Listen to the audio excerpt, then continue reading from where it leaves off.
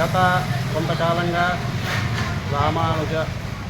దామోదర రామానుజదాస్ పైలా అనే అతను ఆలియాస్ దాస్ పైలా అనే అతను ఫేస్బుక్ ద్వారా బ్రాహ్మణ జాతిని విమర్శిస్తూ, పైగా పౌరోహితులమైనటువంటి మమ్మల్ని విమర్శిస్తూ, కుల స్త్రీలను కూడా దుర్భాషలాడుతూ అతను ఫేస్బుక్లోను వాట్సాప్ ఇట్లా దాంట్లో పెట్టడం జరుగుతున్నది. అందుకు నిరసనగా గత వారం రోజులుగా అఖిల భారతీయ బ్రాహ్మణ మహాసంఘ రాష్ట్ర వ్యాప్తంగా ఉద్యమం చేస్తూ పలు ప్రాంతాల్లో కేసు పెట్టడం జరిగింది. అయితే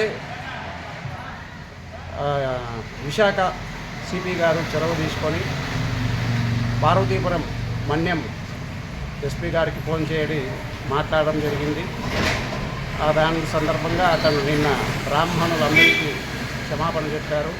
అయితే మా ఉద్దేశం అది కాదు, వీటి వెనక ఒక పెద్ద కుట్ర జరుగుతూ ఉంది.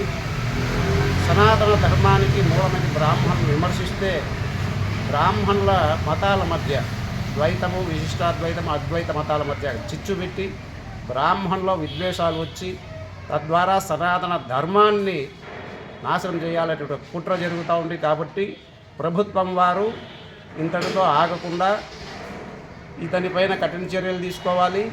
ఇతనితో ఉన్నటువంటి రామదేవర అనే అతన్ని కూడా కంట్రోల్లోకి తీసుకోవాలి. ఈ కుట్రను ఛేదించాలి.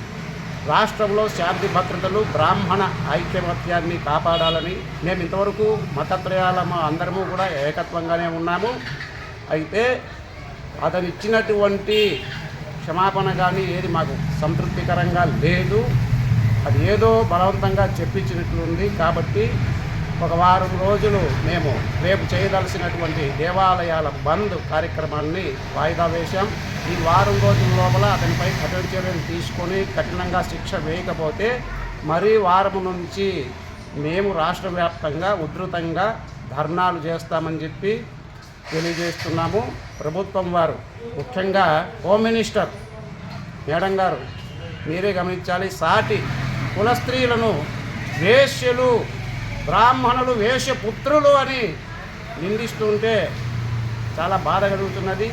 మీరు అతనిపైన కఠిన చర్యలు తీసుకొని ఈ కుట్రను ఛేదిస్తారని కోరుతూ ఇంద్రకంటి ప్రసాద్ శర్మ సిద్ధాంతి, అఖిల భారతీయ బ్రాహ్మణ మహాసంఘ, ఆంధ్రప్రదేశ్.